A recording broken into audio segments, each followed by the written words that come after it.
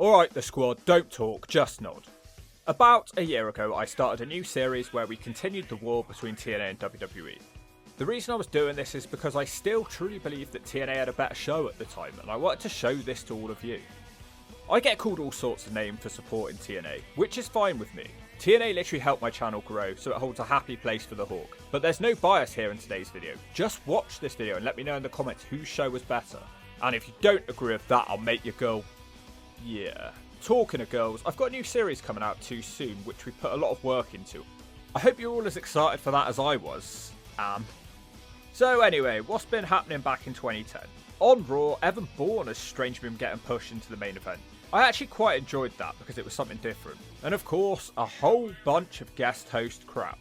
TNA has been focusing on Mr. Anderson and Jeff Hardy's friendship. Yeah, it's not the most exciting storyline ever. So let's check out TNA from the 3rd of June and compare it to Raw from the 7th of June. Starting first with Raw. Out marches Teddy Long and Bret Hart, who are the GMs. The commentary team inform us that tonight is a viewer's choice night where we're in control of what happens on this show. They are hyping up what an incredible idea this is, and how it's never been done before, but it really doesn't seem any different to Taboo Tuesday. Teddy and Bret keep looking at each other for encouragement, or perhaps they're in love. The Viper, Randy Orton, miserably stomps out of his arm in a sling. Edge had comically slammed it in a door. He demands a match tonight to get revenge on Edge. Edge follows him out there and he agrees that they should have a match tonight. Teddy gives Bret the incredible idea of letting the audience decide the matchup. The three options are a debate, a sit-up contest, or a match with Edge's arm tied behind his back. That match wins and Edge is unhappy. Jericho vs Big Show is now put on the screen and fans are told to cast their vote via online. The Big Show is all grins. Don't you just love him around this time? The Body Slam Challenge wins the vote. Chris Jericho miserably walks out of a Big Show giving him a beautiful smile. Big Show looks like a complete goof. Jericho slaps the smile right off his face. Big Show headbutts him. This crowd is in silence. Jericho can't lift him and dumps in his nappy of fear. Chris Jericho starts working on the Big Show's arm. His middle rope dive doesn't work though. Big Show picks him up and body slams him, and it's over in just 2 minutes. The show puts on a submission and then randomly they say the Big Show has won by submission. He then throws Jericho out the ring, so he won all 3 of the stipulations. He walks away smiling again. Jericho looks exactly how I felt watching this. We're now told to vote on who will be facing the tag team champions, the Hart Dynasty. The Usos get 0 reaction and sound scared. The Dude Busters also get 0 reaction. The third choice is the Great Khali and Hornswoggle, and they get a huge cheer. What an incredible tag team division this was. The Great Khali and Hornswoggle win the vote. So far, this episode of Raw has given me every reason to hate on it. It's obviously just the Great Khali beating up the Hart family. He body slams Tyson Kidd and tags in Swoggle. Swoggle misses his frog splash and DH Smith slides out the Great Khali's legs. That's the 3 for the Harts. It went 1 minute. The Usos are mad that they lost the vote and they try to attack the Hart twins, but it doesn't go well for them. A bad start on Raw. Let's check out if TNA can get off to a better one. Sting is now a heel and nobody can understand his recent actions. And he opens up the show. Maybe we'll get some reasoning. Sting speaks in riddles and nobody gets what his point is. He says soon everybody will understand what he means. He's facing Rob Van Dam at the Slammiversary pay-per-view for the world title. He says he actually has nothing against Rob, he's just in the wrong place at the wrong time. The arena goes dark and a random video package plays showing all of the Stinger's heelish actions as of late. The leader of the Grey Crew, Eric Bischoff, limps out on crutches. Bischoff accuses him of thinking he's a superhero, but he's not a superhero because he's been hitting people with his baseball bat. Well, Bischoff, he could still be a superhero doing that. He could call himself, but wait, no, that's taken. Bischoff's boring speech goes on for ages. He eventually gets to the point and says Sting will be punished with a match right now. The opponent is Samoan Joe, who has teleported behind Sting. Joe plants him with jabs and kicks in the corner. Joe is in a fit of rage, but 10 seconds into the match, Matt Boring jumps Samoan Joe. I don't think the bell even rang for this match, there's nothing to throw out. No Job Rob makes the save. He kicks Morgan away and hits a slightly off balance looking top rope diving kick. Bischoff proclaims that it's not over and he's turning this into a main event tag team match. Bischoff's screwing with Sting and finds this funny because Matt Boring keeps beating up his own tag team partners. RVD disagrees with Bischoff and says it should be a fatal 4-way match. Eric blathers on about not having the authority to make a 4-way match. What the hell are you on about? You were fine making a tag team match a second ago. The Hulkster's music hits. He's the man with the authority apparently. Hogan says once RVD won the heavyweight title, the bar at TNA has been raised sky high. Hogan says RVD has the stroke and agrees to a 4-way match. Wow, 12 minutes wasted setting this match up when it could have been done in 5. But I guess the Hulkster has to have his TV time. In the back, AJ Styles is crying. He has been put in a triple threat tonight. He moans at the Nature Boy. Kazarian walks in thanking Rick for all the faith he's put in him lately. Kaz and AJ are on the same team, but they're partners who don't get on. Apparently the Nature Boy gifted Kaz a watch. AJ almost cries again. Oh no, it's time for a match which I'd rather not see. Rosie Lottalove, a woman with a morbidly obese stripper gimmick. They brag that Rosie has put Daphne out of TNA with a legit injury. As she shakes her ass, I just love this guy's face. I can't tell what emotion he's trying to display. It's like Velvet Sky went on the Dominoes and Donuts diet. Her opponent is Roxy Laveau, who has only just returned to TNA. She'll be gone again soon, don't get used to her. Roxy tries to wrestle her, which just isn't possible. She quickly starts slamming into her. She scoop slams Roxy and sends her into the corner. Oh no, not the stink face. No, fortunately she misses. Roxy's punches don't have much effect. A dropkick doesn't work either. Then, Madison Rayne just hits Roxy in the back with a title belt, which gets zero reaction from the fans. Rosie looks confused about that, and then Roxy just pins her with a big package. Now Rosie and Madison have an argument. Rosie choke bombs Madison into the mat. For some bizarre reason, JB decides to interview Rosie. Can we just get rid of her, please? She says that she hates the beautiful people because they hate ugly people. Rosie says she's going to take them all out. She kisses JB and saunters away. From what I can remember, this feud never continued. Probably for the best. Not the finest start to a TNA show. Let's hop back to Raw. Out next on TNA, we've got a triple threat. The Nature Boy AJ Styles takes on Kazarian and Jay Lethal. Basically, Flair hates Lethal and he's been trying to get his Fortune guys to eliminate him, but AJ and Kaz can't stop competing with each other. AJ begrudgingly agrees to work with Kaz, but then he leaves the ring. Lethal keeps almost beating Kaz with AJ watching on. Lethal does an arm drag into a cartwheel as AJ drops him with a clothesline. Styles screams, "This is how it's done, Rick," as he misses a corner attack. What a goof. Lethal hits him with a head scissors, but Kazarian breaks up the Lethal combination with a dropkick. Kaz and AJ bicker again. Lethal takes them out of a bulldog clothesline, shades of the man called Raisin. Kazarian is able to stop Lethal's springboard with a cutter. AJ tries to one-up him now with a backbreaker. Kaz says, "Watch this," and he hits a modified hip toss slam. These guys are nuts. AJ tells him that he still sucks, which gets a loud laugh from the crowd. Jay Lethal takes advantage of some more arguing, but AJ is playing possum and takes him down with a Hurricanrana. Now AJ and Kaz both try different suplexes at the same time. AJ yells at Kaz saying he wants to hit a springboard, but Kaz causes him to fall. Lethal shoves them into each other and he rolls up AJ Styles. The rise of Jay Lethal continues at the expense of AJ, who looked like a complete fool in this match. Flair is disgusted. Ric Flair tells him he's supposed to be his protege, but he's now lost to Jay Lethal and he's lost the world title and he wants him to go home and take some time off TNA. He keeps screaming, "AJ, get out of here," and AJ stomps off like a stroppy school kid. Rough night for AJ Styles. Flair calls somebody in the crowd Fat Boy. Before AJ can leave, Perk Ankle rises up behind him like the Perkinator. AJ points his finger at Kurt and walks off. Perk continues heading to the ring for a promo. He himself has just returned from some time off. Kurt addresses Kazarian. He says that he's going to work through the top 10 challengers in TNA until he's the TNA champion once again. Kaz is ranked number 10, which Kurt says that he's earned. I don't think number 10 is really something to brag about having. They're now going to fight at the upcoming pay-per-view.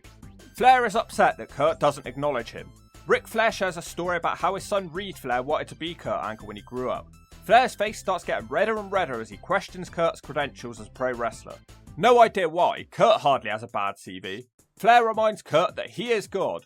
He says when he comes to respect, he needs it from Shawn Michaels and Sting, but he doesn't need Kurt's respect. He wants Kurt to bow down to him and wants him to know that he's had more world titles than Kurt has slept with women. Kurt's doing that funny face where he looks in shock at the Ric Flair promo. I love it when Kurt had that disbelief on his face. Kurt goes to leave, but Flair calls him back into the ring. He does this because he wants Kurt to hold the rope for Flair to leave the ring. Kazarian's just stood there like a dumbass the whole time. Kurt helps Flair out of the ring, but then he comically throws Flair off the ramp. Kaz rushes to his aid. It takes about 5 seconds for Angle to smash Kaz away. Great hype for the upcoming Angle vs Flair match. Shame it's Kaz instead. Love the match and the following promo. Let's skip back to Raw. The King is no longer smiling and says there's something that he has to address, but first we have highlights from SmackDown. Kane tells us that the Taker has been put into a vegetated state and he'll be hunting down whoever did it. He's absolutely nuts. Seems like a pretty good promo. Shame it wasn't actually on Raw. Because instead, what is on Raw is the guest host. This time it will be the A-Team. Bradley Cooper makes me miss The Hangover. He screams, "Everybody have fun tonight," and it ends. He was never seen again on this show. How pointless. We cut to the King in the back who's looking for somebody before he's forcibly taken into a room by other A-Team members. How did I not realise that Rampage Jackson was a part of all of this? They are here to serve the King tonight and they're going to help him find his lost crown. The Bellas walk up looking hot. They discuss all the great films that they've seen. If you were hoping for some serious wrestling, you won't get it because Santino Marella is out next. We're given the options for his match, and to be honest, I'd rather just watch one of the silly options. I'd rather be entertained than see a 1-minute match. He faces Vladimir Kozlov. They are some sort of wacky odd couple. The viewers decide to vote on a dance-off, which is probably the right choice. Imagine they did this with Gunther in 2024. Santino can actually dance better than the Hawk, to be fair. Kozlov isn't impressed though. He starts dancing and the crowd are really happy with his efforts. I wonder how long he practiced this routine for. Kozlov wins and he starts puffing his belly out of happiness. Now they dance together. This might just be one of the worst Raws of all time. In the back, the Divas discuss their 30-second match that they're probably going to have tonight. They bring every single diva out. Back in 2010, nearly all the Divas matches was a pointless multi-woman match. The King, of course, him, introduces their match. The winner of the vote is a Divas Battle Royal. It's just not good, and all these women feel the same. Lakel dominate the match and are responsible for almost every elimination. They eventually get sent out and we're left with 3 people, Eve, Jillian and Maurice. The blondes double team and send Eve out. Jillian Hall is a dumbass and thinks that her and Maurice are co-winners. Maurice eliminates her to win the match. She looks like she's about to moon the crowd, and then it ends. I was pretty much right about this match. It was bad, it was pointless, but it actually went 2 minutes. Impressive. In the back, Sheamus meets with Kane. The Ogre Machine accuses him of taking out The Undertaker. Sheamus denies it and says he would be bragging about it if he actually did that. Perfect timing for the next fan vote for who Sheamus will face in a match. Kane overwhelmingly wins. Sheamus dumps in his foot holders with fear. Well, at least this feels like a proper match. Kane quickly throws him out of the ring and beats on him. Sheamus gets back in control of the ring for a running power slam for a 2. Kane takes him out with an extra aggressive big boot. He hits a side slam and a basement dropkick for a 2 of his own. Now Kane flies with a clothesline. He motions that it's time for a choke slam, but Sheamus fights it off with a back breaker. He misses the bro kick and Kane pushes him out of the ring where nothing happens. Sheamus comes back to the ring when Kane chokeslams him and Sheamus falls out of the ring again. He decides to just bail on the match and we give Kane a count-out win. This time we got about 5 minutes and it was by far the best thing on the show so far. In the back it's the winner of NXT Season 1, Wade Barrett. He says the WWE is about to change. Elsewhere backstage, Ted DiBiase is complaining to Virgil about viewers' choice. The A-Team accuse him of stealing the King's crown. DiBiase says he's rich and he doesn't need the crown. IRS walks up and says he took it due to the King owing tax money to him. The A-Team look to arrest him when a gas attack takes place, and I'm not talking about Natalia. What great comedy. Let's get back to the Hogan show. Back on the Hogan show, Matt Boring meets up with the Icon Sting. Morgan wants Sting to work with him in the Fatal 4-Way match tonight, but Sting just walks off without speaking to Matt. AJ Styles is in the car park throwing a tantrum. He says he needs to kill Jay Lethal. He's going to ask Bischoff if he can face Lethal at the pay-per-view. Now we get a long video package about how Mr. Anderson has tried to become Jeff Hardy's friend. Christy Hemme brings Mr. Anderson out to the ring. He doesn't get to do his entrance because Hemme did it for him. Anderson keeps pretending he's distracted by her womanly attributes. She hits him to get his attention. Oh yeah, it's comedy hour once again on TNA. Anderson asks if his actions make him an arsehole. The crowd cheer, so he accuses the crowd of waiting for Hemme to have a wardrobe malfunction, which they loudly cheer again. He says this makes them arseholes too. Yeah, this arsehole thing was very over in the Impact Zone for a while. Anderson wants to make an announcement that he'll be facing beer money at the pay-per-view, and he calls out Jeff Hardy to be his tag team partner. Jeff loves Mr. Anderson because they're both crazy. Anderson tells a joke that at the pay-per-view it's BYOB, which gets zero reaction from anybody. Beer money, the opponents for the pay-per-view make their way out. Rude handles this promo. Anderson is very happy that Rude said his name twice. Rude asks what they know about tag team wrestling, which gets an audible laugh with Jeff stood there. Rude then realises that he made a fool of himself, so he says that was a cup of tea at the start of Jeff's career. Jeff screams out V1. Rude talks for ages about what it means to be a great tag team. He calls them moron and arsehole and compares them to Lacey Von Erich and a midget. His promo is finally cut off by Anderson, who casually asks Rude why his hair is always wet. They all have a good laugh until James Storm throws a punch. Security geeks rush to separate the four funny men. This is turned into a singles match between James Storm and Jeff Hardy. They fight on the outside for ages and Jeff pulls up the mat. He hip tosses Storm onto the concrete. Storm screams out like he just chipped a tooth opening in his beer bottle. Finally in the ring, and the ref rings the bell to start the match. Storm hits a draping DDT and both guys are down dead. James Storm wakes up and he punched Jeff's head off from the outside of the ring. I thought it was a 3, but it wasn't. Storm gets him up and looks like he's going for a uranagi, but instead it's some sort of gutbuster, which didn't look great. Storm grips his teeth and dumps in his nappy of anger. Jeff Hardy makes a comeback for jawbreaker for the second double down on the match. When they get up, Jeff grabs a chair from somewhere and runs off of it to do a poetry in motion. No idea what the ref is doing here. Hardy hits the front suplex, but he can't hit the swanton. Storm desperately tries to do something on the top rope, but his Frankensteiner fails. Nice whisper in the wind from Hardy for a close fall. Storm desperately clings to the bottom rope. He takes a swig of his beer and then sprays it into Jeff's face. The cowboy hits the eye of the Storm for yet another 2. Good match, this one. It all goes wrong though, as Storm tries to hit Hardy with the chair, but bashes the rope instead and the chair rebounds into his face. Jeff hits the Twist of Fate and the Swanton Bomb for the 3. Very fun, minus Jeff's strange dancing afterwards. Back to Raw we go. Ron the Truth Killings will be teaming up with somebody in a viewer's choice matchup. John Morrison wins the vote. He's extremely excited about this news. The Miz is the opponent and he also has a mystery partner. He says the whole voting thing is pointless because the fans are dumb. Zack Ryder wins this vote. This match could be okay. Morrison and Truth dominate the early going before Miz takes a cheap shot. Ryder gets a 2 off a net breaker. Miz gets a 2 off a simple kick.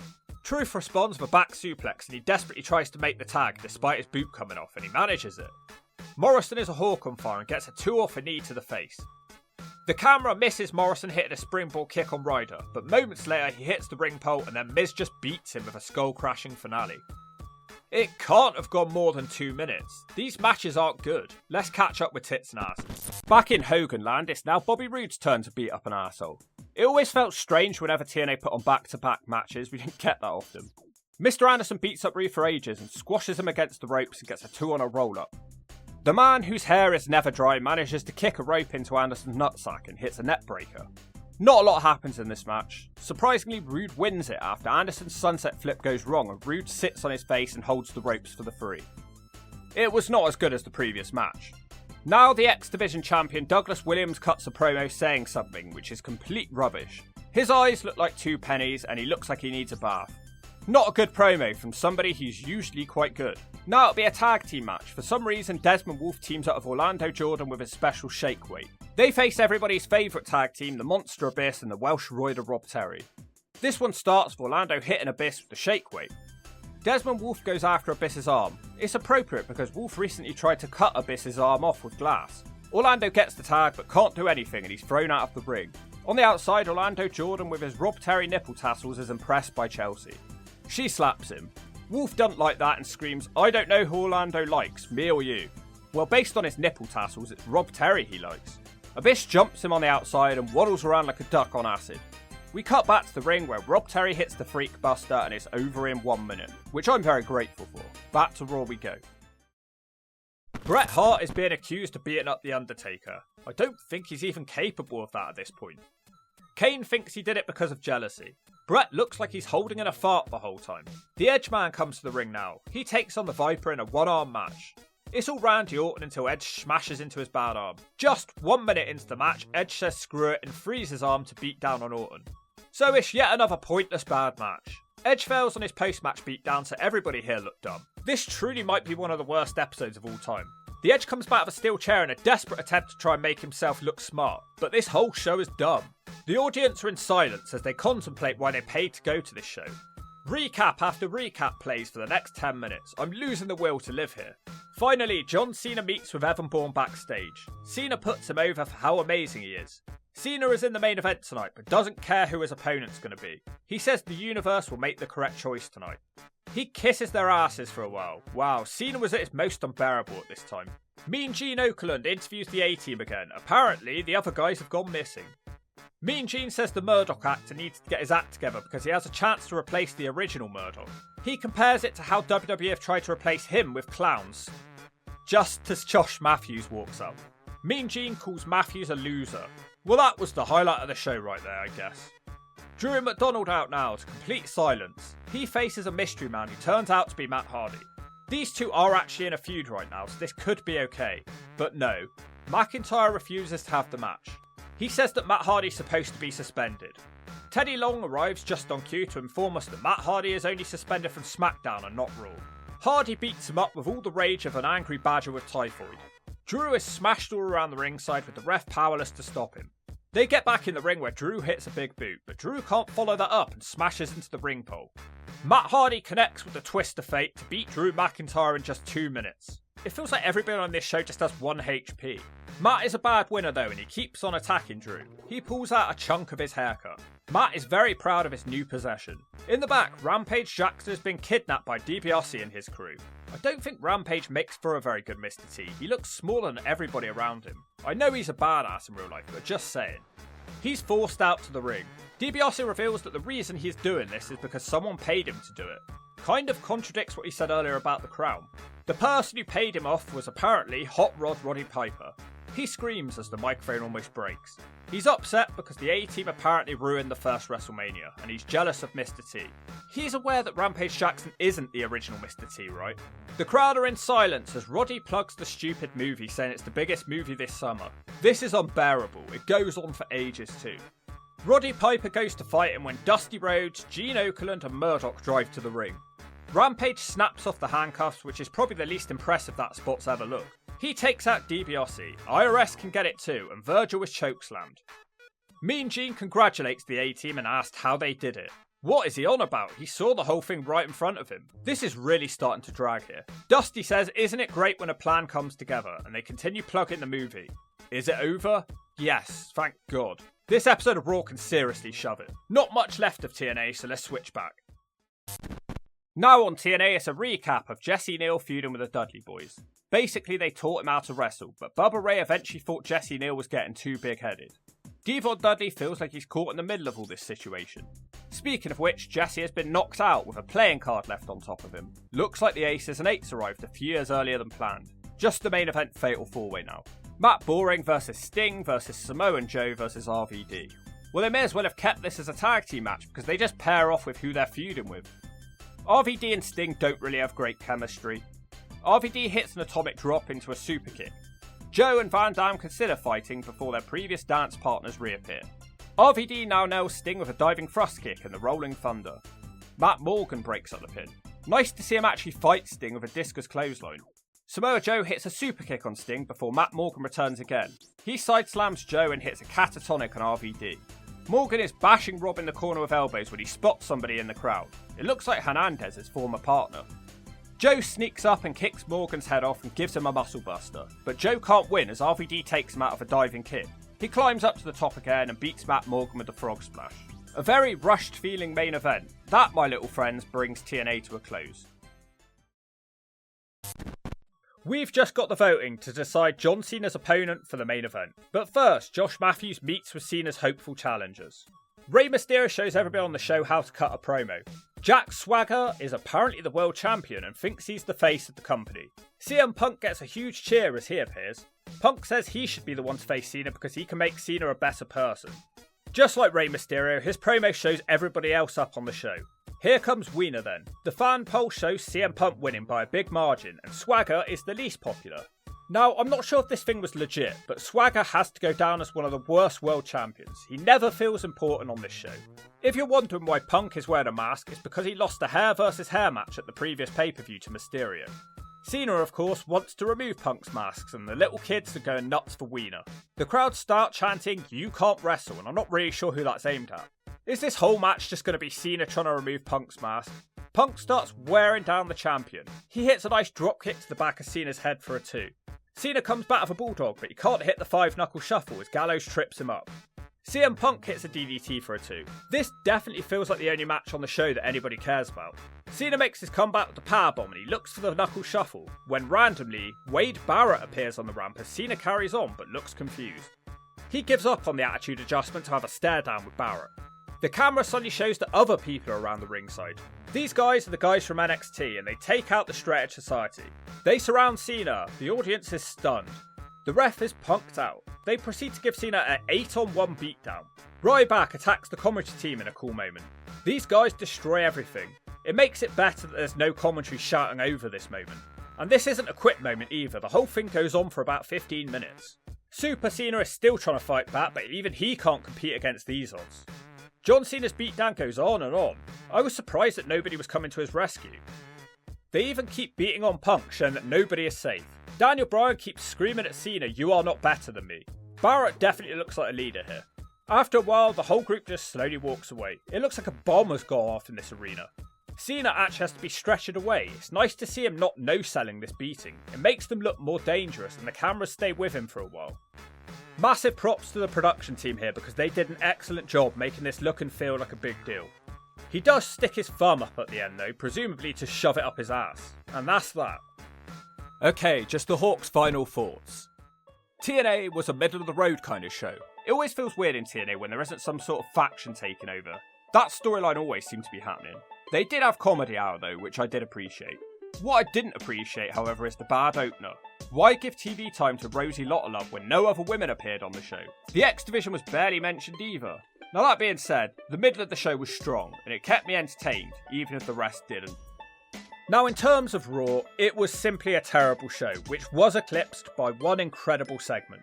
It's like they deliberately made the whole show as bad and lifeless as possible in order to make the closing moments stand out. I'm not exaggerating, this was one of the worst episodes of Raw I'd ever seen until the last segment. Now obviously in hindsight, the Nexus didn't end up being as great as it should have been, but this one moment alone pretty much dumped turd on the whole TNA show. It almost made me forget about everything else I'd seen. So it's a difficult decision, but for most of that Raw, I was tearing my hair out, and one awesome moment does not make a great show. So TNA wins the battle this week, but you need to let the Hawk know down below who you think won this week, and if you don't agree with that, shut up, don't speak.